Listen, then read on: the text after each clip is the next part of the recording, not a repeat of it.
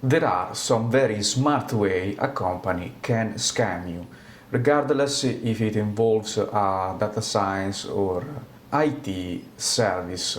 As mentioned in other videos, when you build a web service, you have the ingredients that have the name dependencies.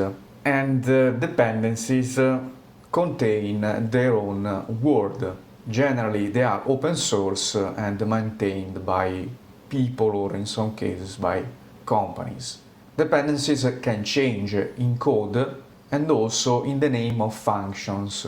For example, at time x the function could have the name y, and at the time x plus 2 years the same function can have the name foo.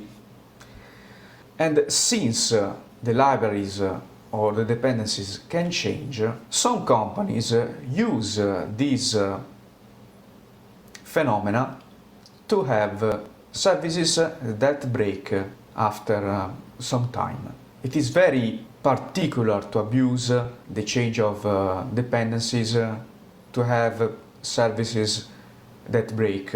But there is also a solution to limit this, even though it has its own price.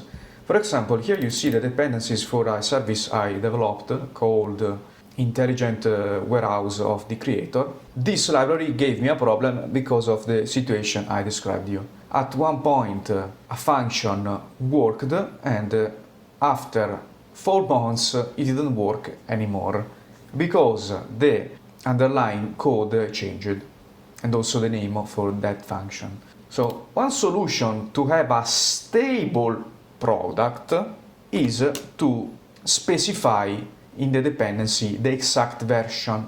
You will say now, Gabriele, I'm not a developer, why are you showing me such details? Because if you don't know such details, you have less defenses for scams, bad commercial practices. The side effect of this strategy is that yes, your service or what you bought becomes more stable at the price of safety.